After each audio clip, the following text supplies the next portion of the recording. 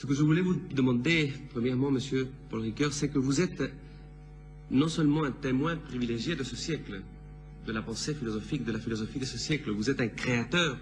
Vous avez écrit tant de livres, si diverses, dans une espèce d'aventure philosophique. Comment vous avez fait pour écrire et pour penser tant de thèmes différents, tant d'aspects différents, partant du texte, passant au thème de juridique, le problème éthique, la philosophie, la morale. Comment se fait cette œuvre? Il y a d'abord la responsabilité d'un professeur. Je suis un professeur de philosophie à l'université.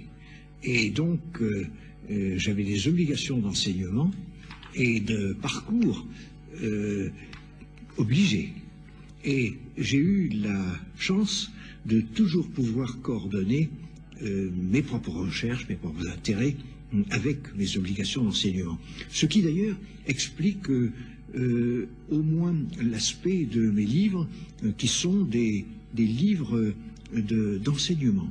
Et je pense que un premier usage de mes livres, c'est aussi d'être une ressource de thèmes de discussion et une rencontre de penseurs très différents. Donc c'est une philosophie qui se fait d'une certaine manière dans un dialogue vivant, non? Oui, mais oui. Je passe sur, je veux dire, 50 ans de travail philosophique. J'ai traversé des paysages philosophiques très différents.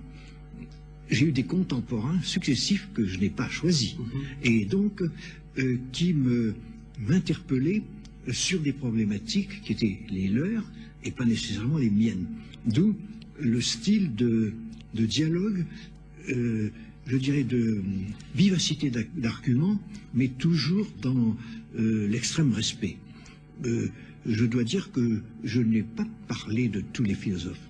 J'ai choisi ce que j'appellerais très volontiers mes meilleurs adversaires, de façon à créer une situation de confrontation dans lesquelles je ne me permets pas de critiquer avant d'avoir compris autant que je pouvais.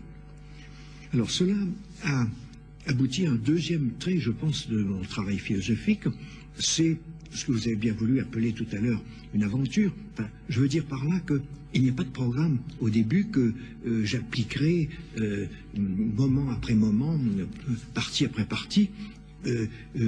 Chaque livre est centré sur un problème et laisse un reste, un résidu. Et, une question peut-être. Une question non résolue, et souvent qui apparaît dans la dernière page d'un livre. Je prends un exemple tout de suite. Dans le dernier volume de la série qui s'appelle Temps et Récit, dans les toutes dernières pages, j'introduis la notion d'identité narrative.